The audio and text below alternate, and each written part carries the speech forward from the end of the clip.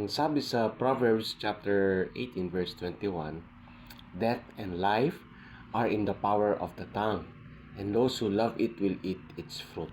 So dito pinakikita ni Solomon yung contrast ng upright at wicked, o yung matuwid na tao at saka yung masamang tao. Ang sabi niya, ang masamang tao daw, ang lumalabas sa kanyang bibig ay puro kamatayan ang naidudulot. Meaning, hindi maganda. Meaning, nakaka-discourage or puro evil things lang ang lumalabas sa kanyang bibig.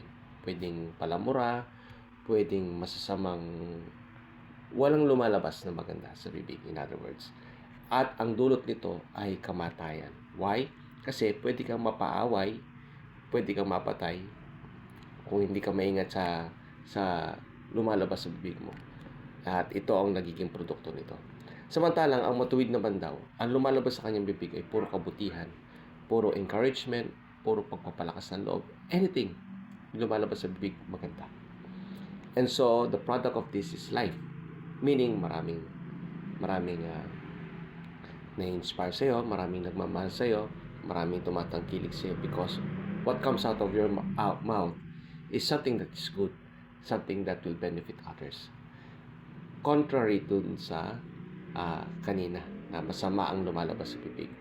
At ang sabi ni Solomon, sabi niya, and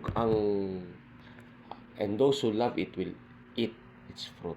So meaning, if you love cursing people, or if your heart is filled with evil, lumalabas sa bibig mo ay masamang salita, then you will eat the fruit.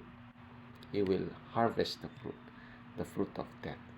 Again, pwede kang mamatay, pwede kang patayin because of the bad words that you are saying. And if you are coming, if what is coming out of your mouth are good words, then you will also eat the fruit. That is life. So today, my friends, let us practice speaking good words because it gives encouragement to others. At dito nakakita tayo ng buhay. Dito tayo nakakakuha ng buhay. Practice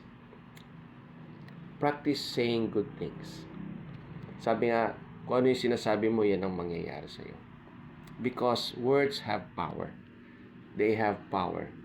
So, kung gusto mo ng maganda, magsalita ka ng mga magagandang bagay.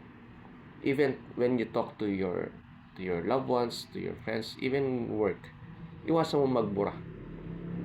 Magsalita ka ng maganda, tingnan mo, gaganda ang workplace ninyo. Magiging maayos ang lahat.